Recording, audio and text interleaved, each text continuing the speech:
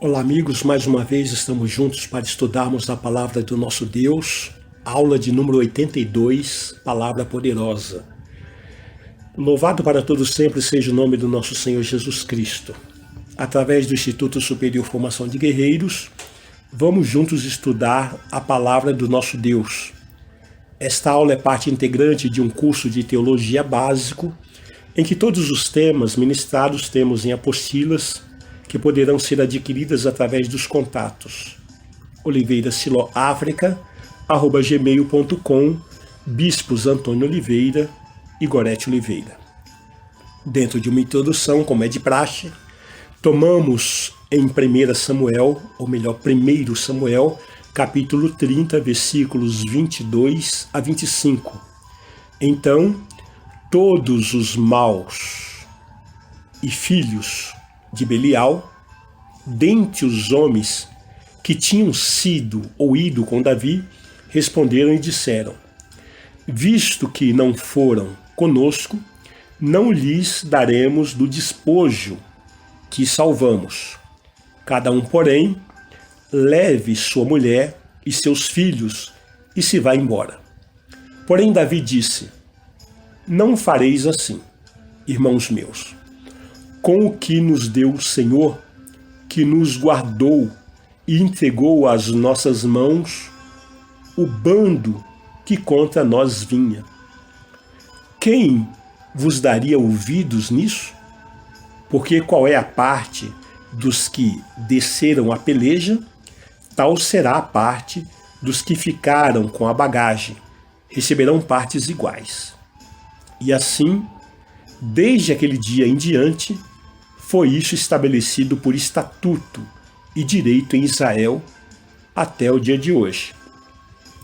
Veja aqui Davi praticando o ato de justiça, dizendo que aqueles que estavam guardando a bagagem, aqueles que estavam guardando o acampamento, eles eram tão merecedores de receber partes iguais nos despojos quanto aqueles que estavam à frente da peleja, que estavam pelejando.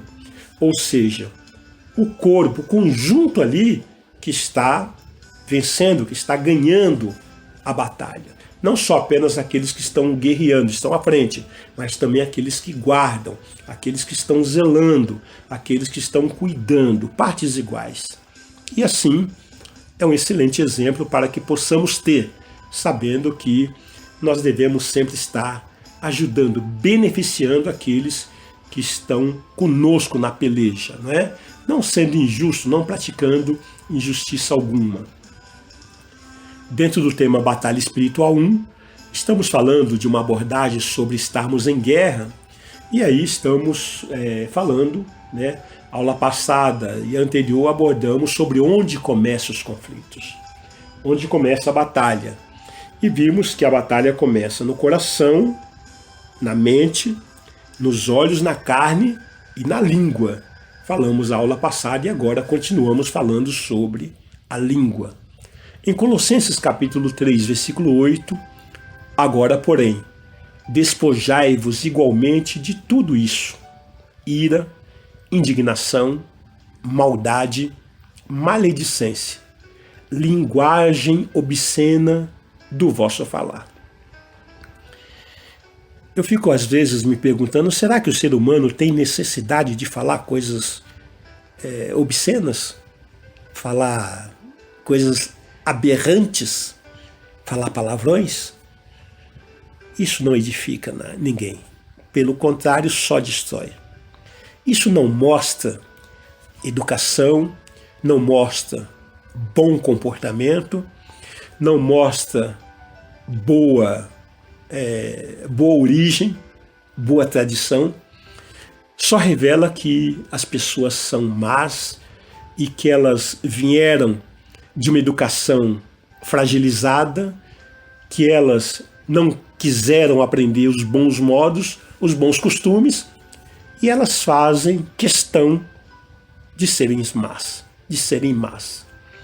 Então, a pessoa que fica com linguagem obscena, que fica com maldade, malignidade, maledicência, indignação, ira, essas pessoas que não refreiam a sua língua, elas demonstram isso, que elas estão doentes, estão contaminadas. Colossenses capítulo 4, versículo 6.